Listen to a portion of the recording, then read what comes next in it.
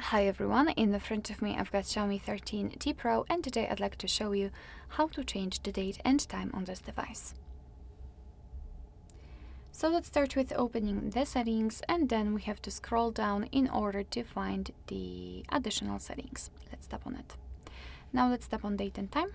And as you can see here, we've got some options which are currently inactive. It is because we are using automatic options. So first of all, we have to turn off all of those switches, and right now we can freely tap on date, and just by swiping change the date to one you'd like to apply.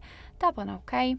The same situation with the time, just by swiping and confirm it with OK. As you can see, it will immediately appear on the status bar. Let's change the time zone also. Simply tap on it, tap on the region, and here we've been transferred to the full list of available regions from which we can choose. Of course, you can enter the name of it, you don't have to scroll.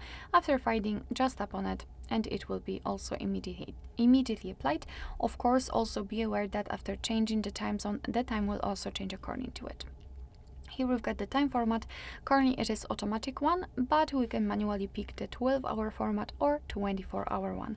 Let me pick 12-hour format, for example, and as you can see, we will have some immediate, the changes will be applied immediately.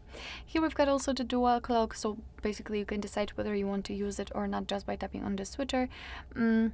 And basically the whole idea is to show you two different clocks, the one with the time from your usual residence, your usual town, and the second from any other part of the world of your choice. You will be able to pick Warsaw or, I don't know, whatever, Sydney, etc. It's up to you.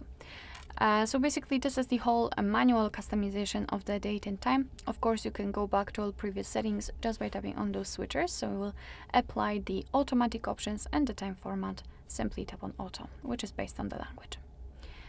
Alright, so that'll be all. Thank you so much for watching. I hope that this video was helpful, and if it was, please hit the subscribe button and leave the thumbs up.